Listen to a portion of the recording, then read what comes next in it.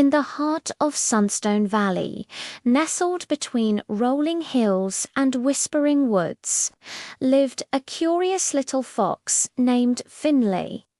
Finley wasn't like other foxes who chased chickens or dug for grubs. His heart was set on adventure, on discovering the hidden wonders of the world. One sun-drenched afternoon, while chasing a particularly vibrant butterfly, he stumbled upon a place he'd never seen before.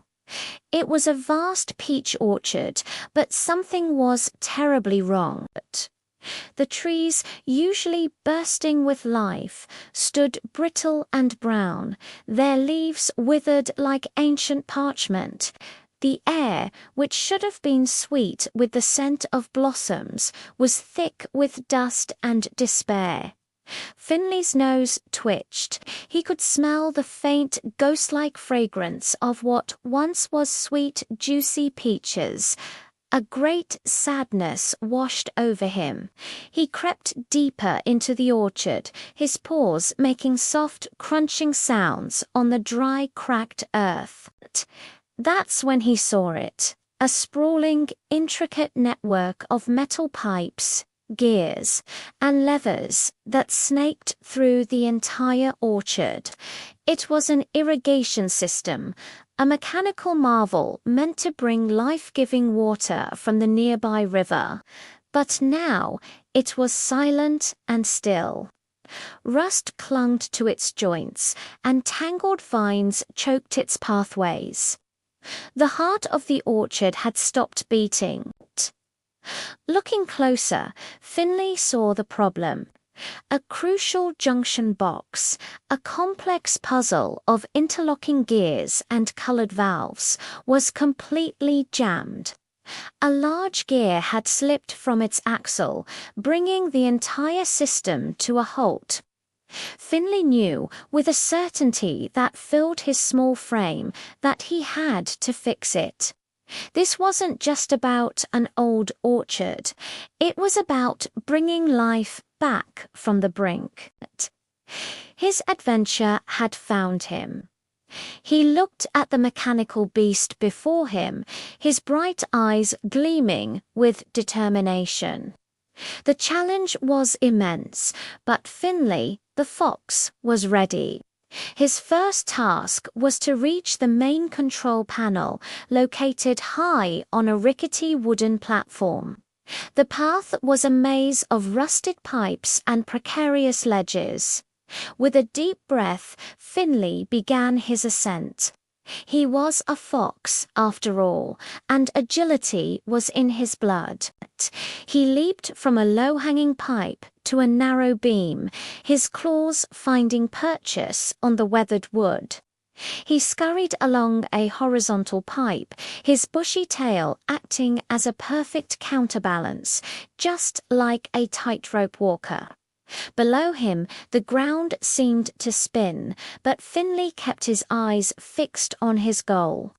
One pipe was slick with morning dew, and his paw slipped. For a heart-stopping moment, he dangled by his front paws, his little heart hammering against his ribs. With a grunt and a mighty heave, he pulled himself up, shaking his fur out before continuing his climb a little more cautiously this time. Finally, he reached the platform. Before him was the junction box, a dizzying array of levers and wheels. It looked like a giant's forgotten plaything. Finley's sharp eyes scanned the mechanism. He saw how the red lever was supposed to connect to the blue gear, but a loose bolt was blocking its path. He needed a tool. His gaze fell upon a long, discarded metal rod lying on a lower level. Getting to it would be another test. He carefully navigated a series of turning cogs, timing his jumps perfectly to avoid being swept away. He grabbed the rod in his mouth and, with the new tool secured, made his way back to the control panel. Using the rod, Finley carefully nudged the loose bolt back into place. Click! He then used all his strength to push the red lever. With a groan of protest, it moved, and the blue gear began to turn. A section of the system whirred to life. But it wasn't enough. He saw another problem. A series of pipes were misaligned, spewing the little water that flowed into the dry dirt. He had to redirect the flow. This part of the puzzle required him to spin a series of color-coded wheels in the correct sequence. He remembered a pattern he saw etched on a stone near the orchard's entrance: yellow, green, blue, red. It was a long shot, but it was his only clue. He turned the yellow wheel, then the green. A low hum started to build. He spun the blue wheel, and the hum grew louder, a promising sign. With a final push, he turned the red wheel. For a moment, nothing happened. Finley's ears drooped. Had he failed? But then, with a deafening clank and a shudder that ran through the entire system, the pipes snapped into alignment. A gush of water, cool and clear, surged through the newly opened channel. He wasn't done yet, though. He followed the flow of water, his paws now splashing through growing puddles. He found small leaks and blockages, using his paws to pack mud and clear away debris, ensuring every drop of precious water reached its destination. One final colossal challenge remained. The main aqueduct gate, which drew water directly from the river, was jammed shut by a massive, tangled root. This was a job too big for clever levers and small tools. This required brute force. Finley scrambled down to the riverbank and assessed the situation. He tried pushing, he tried pulling, but the root wouldn't budge. He noticed the root was coiled around a large, loose boulder. An idea sparked in his mind. If he could move the boulder, it might dislodge the root. He ran back up the riverbank and found a sturdy fallen log. Positioning it just right, he created a makeshift lever using a smaller rock as a fulcrum. He jumped onto the end of the log using his whole body weight. The log creaked. He jumped again and again, putting all his energy into each leap. The boulder trembled. With one last heroic jump, the log slammed down and the boulder rolled away, pulling the thick root with it. With a thunderous creak, the main gate lifted. A torrent of water surged from the river into the aqueduct, a powerful wave of life rushing towards the thirsty orchard. Finley watched, panting, as the water flowed into the main channels he had just repaired. He had done it. He raced back into the heart of the orchard. A magical transformation was already beginning. The dry earth drank greedily, the cracks seeming to heal before his very eyes. The sound of gurgling water was the sweetest music Finley had ever heard.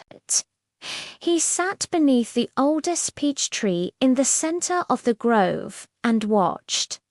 Over the next few days, a miracle unfolded. The brittle branches seemed to soften.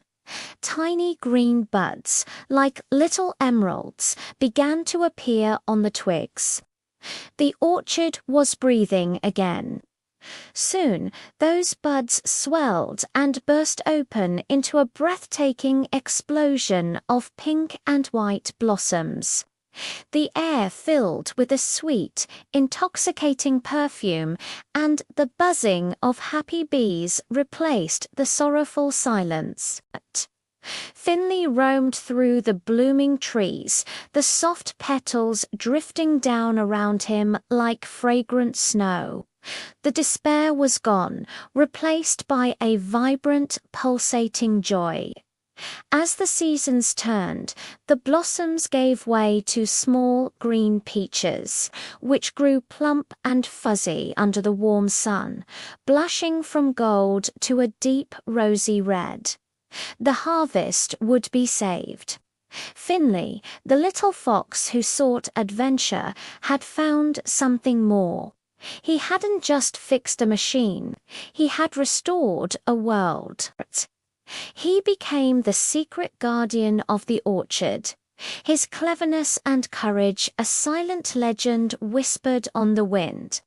And sometimes, if you were very quiet and very lucky, you might just see a flash of orange fur darting between the blossoming trees.